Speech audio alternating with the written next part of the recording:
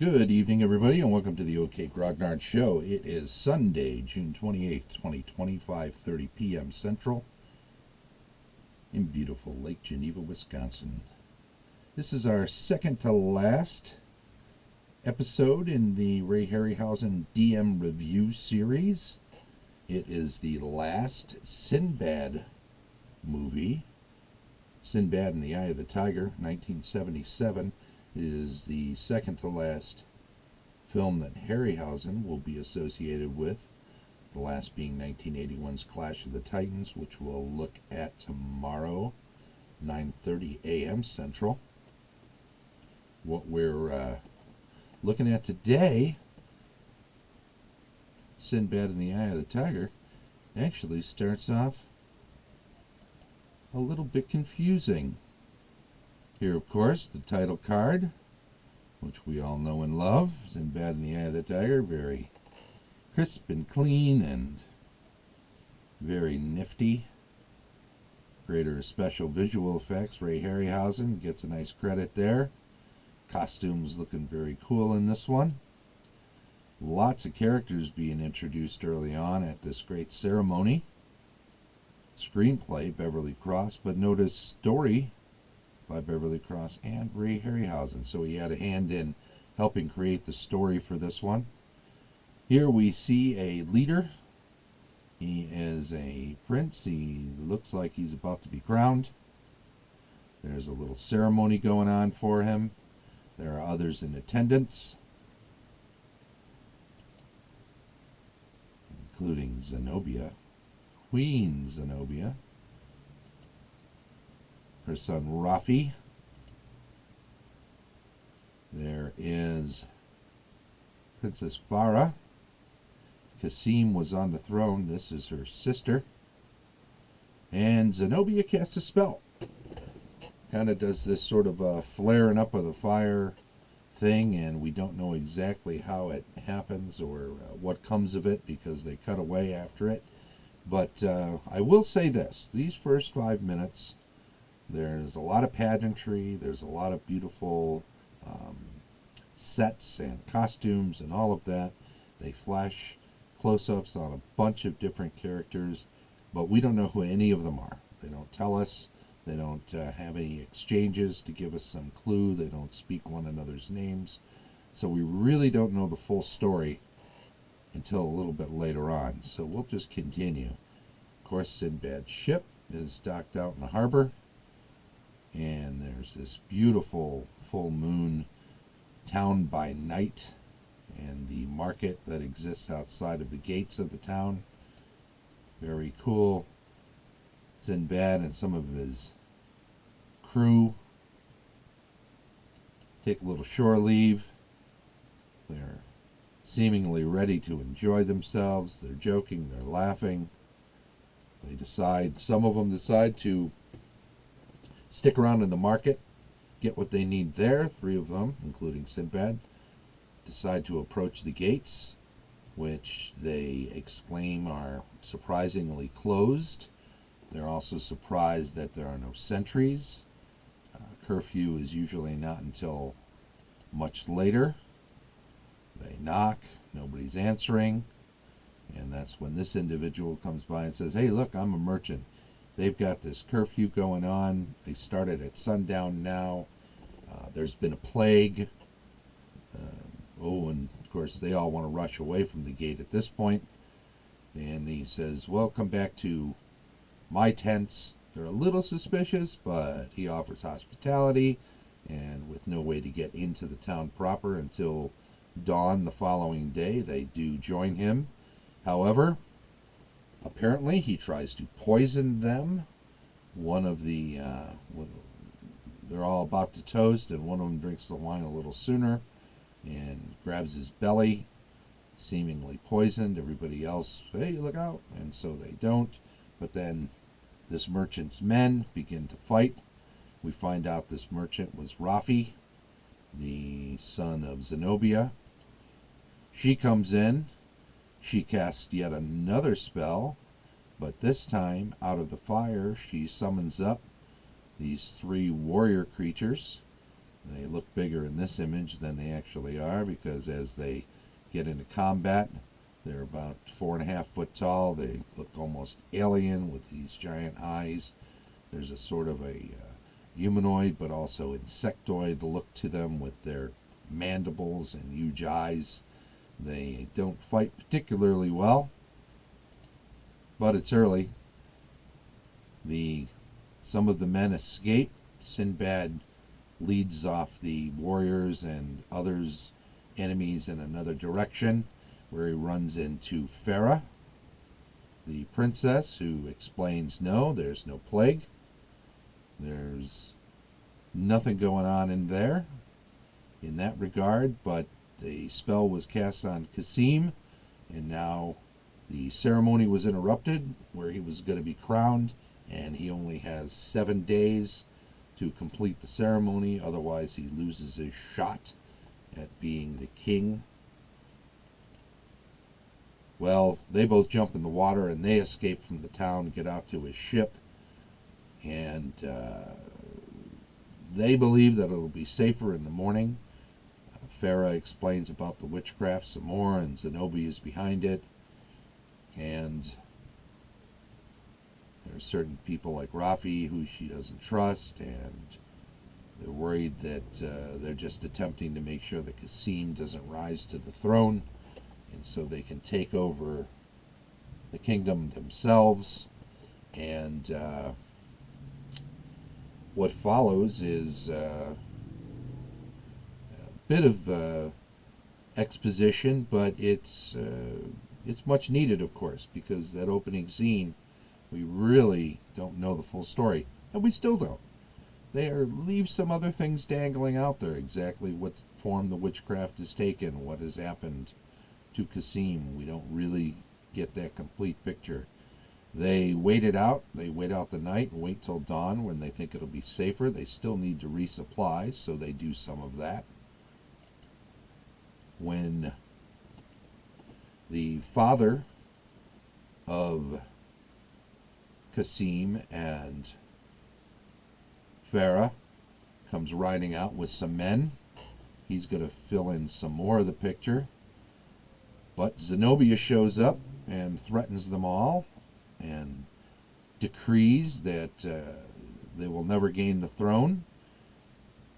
Sinbad's somewhat unimpressed, but she's formidable and they're afraid of her. She's already done something nasty to Kasim. She goes back and she forges what she calls a Minotaur. It is a giant metal, what is it, about 10 foot tall, maybe 7-8 foot tall, bronze Minotaur creature that she animates to do her bidding. Meanwhile, they find out that Kasim has been turned into a baboon. So he's brought on board ship. They know that there's this individual called Melanthius who lives on an island somewhere, by the way, played by Patrick Troughton, second Doctor, who was played Blind Phineas in the Jason and the Argonauts movie, but now, of course, is this great sage and wizard and inventor who they believe might be able to help transform Kasim back into his human self so that he can finish the crowning ceremony and become king. So they decide they're going to set sail. So too, Minotaur rowing this ship. They don't need a crew, Rafi and Zenobia, because Minotaur, the ship that the Minotaur is rowing, has this whole system set up so that he can be the only rower. Even though there are 3 oars on a side, he just rows and rows and rows. He's inexhaustible, and it's a nifty little ship, so that's kind of a neat thing. The fact that we have fewer extras to keep track of who's a character, who isn't. They seem to have blown their extra budget on the early ceremony, having plenty of people in attendance. So off they go, and they are chasing after Sinbad and company, who finally find the island and disembark and head inside. They take the cage with them, of course, and Princess Farah, and some of the crew and Sinbad are all head inland. It isn't long before they come into an area, a canyon, where there are seemingly homes carved into the rocks, and people are throwing stones down on them. But up here, this woman puts a stop to it, says, all right, stop, who are you, what's going on, and gives them a break and lets them not be clobbered. She comes down and joins them. When they tell her that they're looking for Melanthius, she says, well, come with me, takes them further into the interior, where there are some ancient civilization ruins, and there she points out Melanthius up in the ruins, and then she has this exchange, which she explains is a telepathy that her father has taught her. Melanthius turns out to be Dion's father, and has taught her some telepathy so they can communicate over distance. So she gets to go ahead to bring them up. He checks out what's going on here, figures out that this is definitely a human turned into a baboon, so he believes them. He shows a mirror to the baboon, and when he starts crying, instead of attacking his own reflection, because Melanthius says that if it were a real baboon, it would think it was another baboon in the mirror and would attack. I'm not sure we know that to be true yet. In actual, I know certain primates do recognize themselves. Nevertheless, works for the movie. So he's sympathetic. He knows a bunch of stuff. He explains that there's a place somewhere to the north where that might be able to transform him back.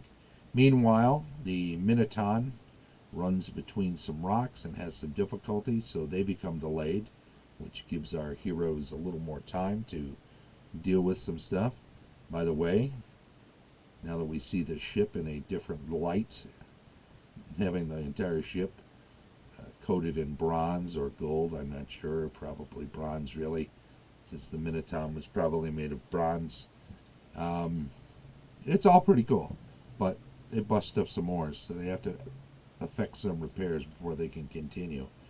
And so, Melanthius says, hey, up in the north, what they call Hyperborea, there's a gateway into a valley where there is a shrine to the four elements, wherein there is this magical power that can transmute living matter. So they think, well, we'll just get Prince Qasim up there and we'll change him back and we'll get back and all will be well. So there's one gate, and then there's a tunnel over here, and then there's the other thing. But they got to head north, so they got to get up into the icy lands, and they got to go by ship. Meanwhile, he shows off this little invention that he says is similar to a transmutation device. That's how he explains he understands how that stuff works. This one's not big enough to do what they need to do. Okay, well, we better get going. Meanwhile, Zenobia attempting to divine what is going on with Sinbad and company. And this is a kind of a neat little thing, DMing tip, right? Not all spells work, right? And she explains that her divining spell failed, and that she still needs to find out what they're doing and where they're going, because she doesn't quite know it yet.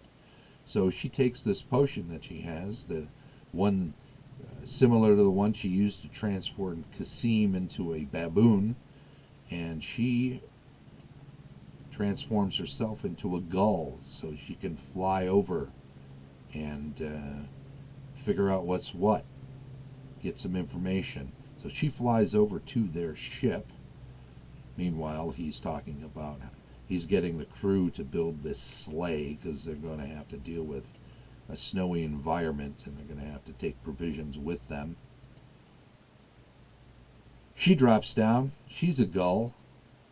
She transforms herself again. She's got a little potion with her. She stays small, but she turns back into herself. She goes into the cabin. She tries to get the information, but she gets discovered. She is caught. She's put in a jar. They're all very pleased with themselves. They've caught the evil witch. Melanthius says, don't worry, I'll take care of this. You go finish the sleigh and go about your business, getting your preparations together, and I will interrogate the witch. I know how their minds work. In the meantime, his way of interrogating her is rather naive because he shows her the map and says, do you know about this place? Is that why you're here? To try to stop us from getting to this place? Do you know about this key that I have that gets me into the shrine? Is that why you're here? And basically gives up the ghost, tells them everything. But he does discover this little potion. He says, well, what's up with this? Is this what you use to transform the prince? Well, he's got some bees that he threatened her with. He threatened putting one in the jar with her. But then he says, well, let's test this out. Because, scientists like to test things. So he puts a little potion onto the bee. And, of course, the bee grows in size. Well, a regular bee could kill a man, he had said. So a giant bee is even more dangerous. Maybe not to her so much. She's kind of appreciative because now there's a little chaos going on. And the bee flies around and it scares the people and the others come back down. And Sinbad finally kills the bee. Unfortunately, in the meantime, the jar got toppled over. And Zenobia was able to get back her potion, put it back on, drink a little bit, turn back into a gull. There's the potion hanging from the gull's neck now, and away she flies with all the information that Melanthius has now given her. So she goes back, and Rafi goes to change her back into her original form, but he's unsure if there's enough potion left. And of course, not enough, she exclaims, as one of her feet remains that of a gull. So another DMing tip here and DM review idea is that this is a pretty cool thing, right? If you can have only a portion of a potion that polymorphs you, and you wind up getting partially stuck in the form that you have taken, then serves you right, I suppose, huh? So she's got a bird foot now.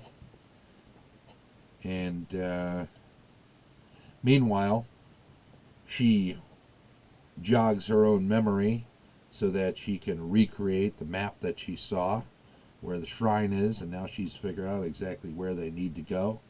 So they get underway. And Sinbad and company see the icy north. And they get closer and closer. And so, too, they're playing catch-up because they're not as fast under oar instead of under sail, I suppose. They see a tunnel that would get them directly into the shrine. Unfortunately, their ship, too big. So they're going to have to find a place to make landfall and break out their sleigh and travel across the icy ground. And so they do. Remember, they had 7 days. They're at least camping at least one day. And while they're making camp, out comes a giant walrus. Oh boy, this is pretty exciting and kind of fun because they have to fight off this big creature which busted up through the ice. Another neat Harryhausen special effect. You gotta love that a great many of the creatures that are in Harryhausen's purview are oversized, gigantic, very threatening, monstrous in that they are big, which is very cool. So they finally beat the walrus, and then they travel further along, and then they see the valley, so they know they're getting closer. They get down into the valley when they run across this troglodyte, which is one of the more famous of the creatures in Harryhausen lore, because this one, not necessarily a bad guy. Actually, Dion, remember, with her telepathy and her empathy, is able to communicate with the troglodyte. And furthermore, Prince Kasim, who is part beast, is actually able to communicate with the troglodyte. And in fact, when they draw an image of the gateway they're looking for, they're able to figure out how to communicate this to the troglodyte, who then agrees to lead them to it. Says, doesn't actually say it, but indicates that he's aware of where this thing is and will take them to it. So they will now be led by the troglodyte, which is kind of neat. In the meantime, our wonderful villains on their cool ship are able to fit through the tunnel, so they use it. It'll be a shortcut for them, and they'll be able to catch up pretty quick. The troglodyte leads them along, points out the gate. Down below at the face, there it is. It's pretty cool. I'm not sure what these things are. The gate has a bar across it and obviously pushes in. So these extra stone pieces that stick out, I don't know. I just don't know. Troglodyte, because they cannot move the bar themselves, comes down and helps them out. Opens it up, and they see the shrine of the four elements beyond. And there's a sort of a aurora borealis happening above it. And they head on down, and they're going to make their way across. Meanwhile, down below in the tunnel, they find an alternate entrance below, a archway. And so they stop there, and they head on through the archway, and that takes them out into the valley as well, where they can see the shrine. They seem a little closer, and in fact they are. They rush on down and manage to get to the shrine first, but they don't see an entrance. Of course, Melanthius has the key, so wouldn't do them even if they found the entrance, but she's got an alternate way. She casts a spell to loosen the stone, and then gets the Minotaur to pull the stone out. And of course, the explosive nature of the spell she casts leads them to believe at first it's an earthquake, and then they put two and two together and realize they've been beaten to the shrine. He works the giant spear that he has and loosens the stone and then pulls it out. Sadly, when he pulls it out, he pulls too hard at one point. As it starts to collapse, it falls on him, and Minotaur is destroyed. But, as they say, as Zenobia says, he's done his work, and so it's all good. So, there's an interesting DMing review tip there, is if you're going to have a creature like this that's so powerful and would be impossible to destroy for our heroes and stuff, something like this is a good way to neutralize it. Take it out of the equation. There are other things going on later that are plenty enough for the adventure. And moving Minotaur around in the interior is also problematic, so destroyed it is. Anyway, they have an open entrance now. Interesting that there's a archway right behind the stones that he pulls out, because that's just kind of weird. But nevertheless, it works for the story. They go inside. They're amazed by what they see. There's hieroglyphs around on the interior walls. There's a DMing setting tip. Don't have blank walls when you've got an ancient shrine like this. Why not have some hieroglyphs and stuff? Do they have to mean anything? Well, sure. If there was any information that you feel is vital for what's going on that hasn't been gleaned by the players up until this point, well, there's a place you can put some of that information. So if they haven't figured out what they have to do once they get inside, you can have these hieroglyphs describe basically what the process is, and that will work in a pinch. They, of course, are inside and impressed. Meanwhile, our heroes catch up. The adventuring party goes inside. Once they enter inside, they see the interior, and now it's revealed for us as an audience. And all the ice appears to be starting to melt everywhere. There's this cage on a chain, and there's this beam of light that comes down and goes into this well at the top of this huge staircase here. Pretty cool from above too. Notice there's some extra statues. There's the dual chains here that raise and lower the cage. Interesting thing is this all appears to be built for exactly what is needed. So it's a bit of contrivance for the story rather than being something they found that would be good for all sorts of things. It's literally perfectly good for exactly what they need, and seemingly, once you realize what it does, not so useful for much else. So, nevertheless, there are ice chunks falling off of the walls and the ceiling all around them, so they realize there's kind of a clock ticking, and that's something that's always a good idea to throw into an adventure, is to keep things moving. So they work the cage and they figure out exactly how it's going to work.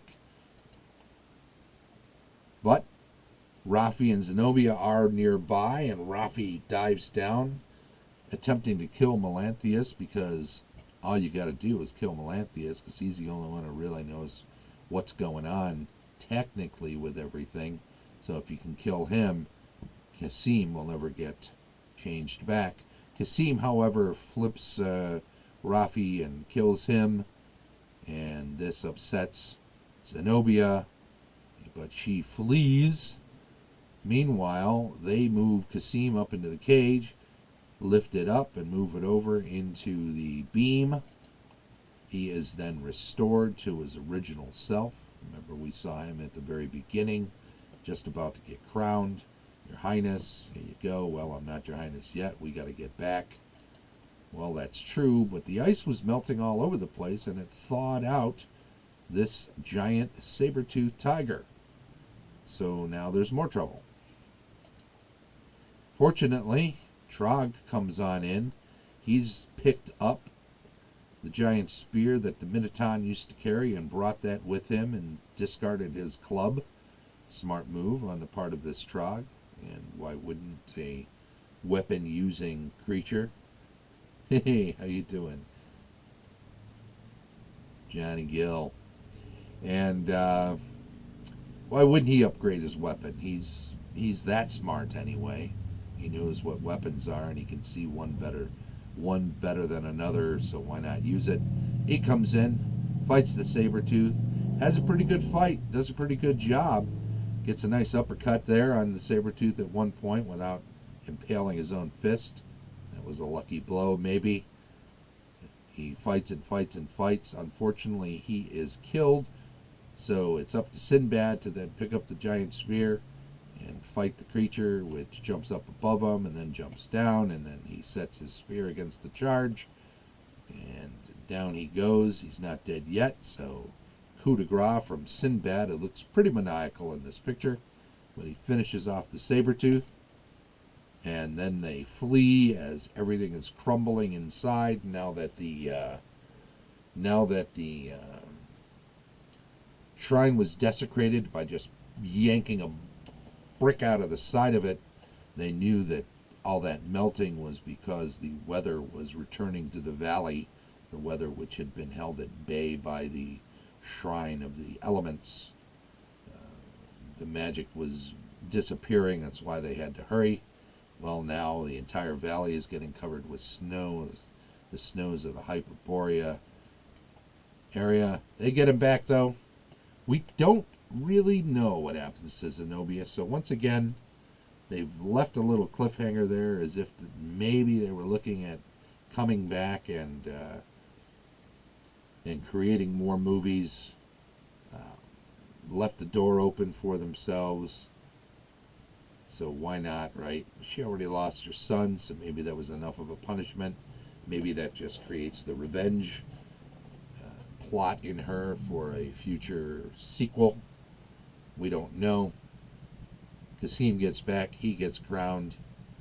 He seemingly seems happy with Dion. Of course, Princess Farah is given permission because that's what their society dictates, that her brother, who is the king, has to give the princess permission, and so she is allowed to marry Sinbad.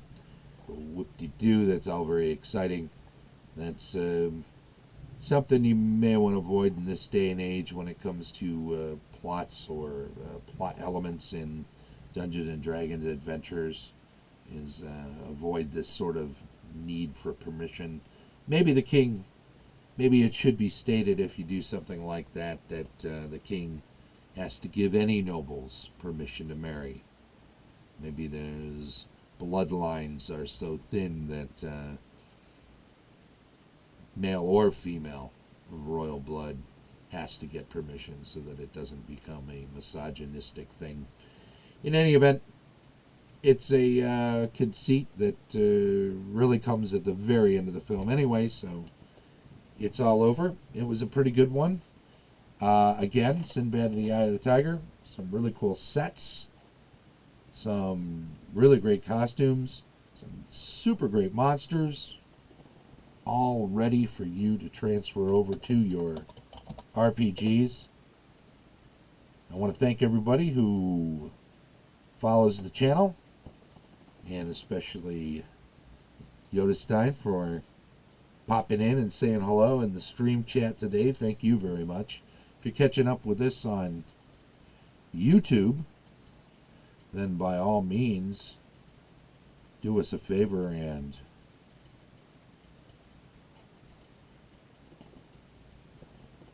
subscribe to the channel. The tomorrow, Harryhausen Day. Get excited. If you haven't seen any of his movies, well, seek them out. Check one out tomorrow. I'll be having a look at his last film, Clash of the Titans, tomorrow, 9:30 a.m. Central. Just to recap, we looked at 20 Million Miles to Earth, a Mysterious Island on Thursday, 1 million years BC in the Valley of Gwangi, the dinosaur films on Friday. Yesterday, we got into the Sword and Sandal movies with Seventh Voyage of Sinbad and Jason and the Argonauts. Today, Golden Voyage of Sinbad, Sinbad and the Eye of the Tiger, and we'll finish up tomorrow with Clash of the Titans. All of these can currently still be seen on Twitch, although they purge their videos after 14 days, but they're already uploaded to YouTube, and you can check them out there as well. If you are on YouTube, like I say, please do subscribe. Give us a thumbs up on the videos you're watching. Maybe make a comment. Let us know what you think. Also, thanks again. If you're following the channel, be sure to jump in the stream chat and say hello, because if you do speak up in the stream chat, you will be added automatically to the weekly giveaway that we do. And we've been giving away badges to virtual GameholeCon, which will be coming up in November. I think we'll do another one of those this week. We have an announcement tomorrow for one. For all the people that chimed in last week, we'll be doing that. I want to thank everybody very much. You have a great day, and we'll hopefully see you tomorrow at 9:30 a.m. Bye-bye.